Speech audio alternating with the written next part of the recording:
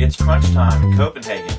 What countries are doing to find energy success at home, and the impact of the LED light bulb. This is the Daily Energy Report. Hello, and welcome to the Daily Energy Report for Thursday, December the 17th. I'm Ben Lack, and I'll be bringing you top stories coming from the energy sector today. With the climate conference ending tomorrow, negotiations still appear to be at a standstill, just as world leaders are coming to Copenhagen to sort out the lack of progress. Fortunately, there does appear to be small signs of hope. This morning, Secretary of State Hillary Clinton announced that the U.S. would participate in a $100 billion a year fund for poor countries.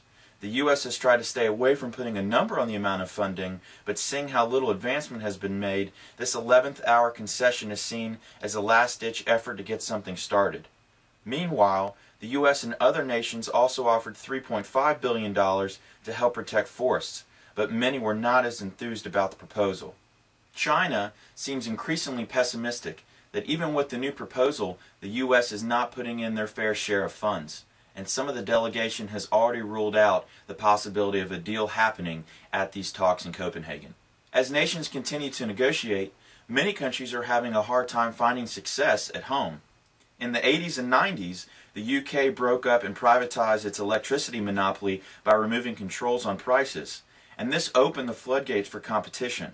Consumers receive the real benefits from this deregulation, as the open competition for electricity and gas has kept prices low. But today, there is growing concern that the country's 34% cut in greenhouse gas emissions by 2020 will be reached with a deregulated energy sector.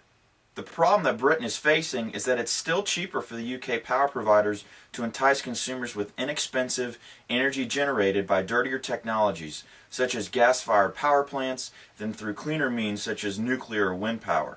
Critics of the government say that Britain hasn't yet come up with a financial framework that adequately encourages construction of cleaner plants, but at the end of the day, businesses who want to stay in the game are going to do whatever they can to stay competitive in the market.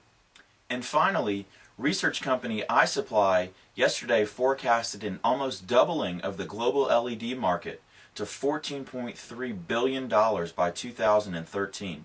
A light-emitting diode, or LED, is a new technology for lighting that helps remove incandescent light bulbs from the market. Light-emitting diodes are being used more in numerous applications, from home and street lights to exit signs and TVs. And this technology is helping replace the inefficient incandescent light bulb from the market. Osram Sylvania on Wednesday released results from a survey that found that almost 3/4 of consumers have replaced an incandescent bulb with a more efficient technology this year, with 12% using LEDs. So don't be surprised if you see more LEDs on the shelves of your local retail stores. That's all the time that we have for today. Thanks for watching, and tune in tomorrow to check out the latest Daily Energy Report.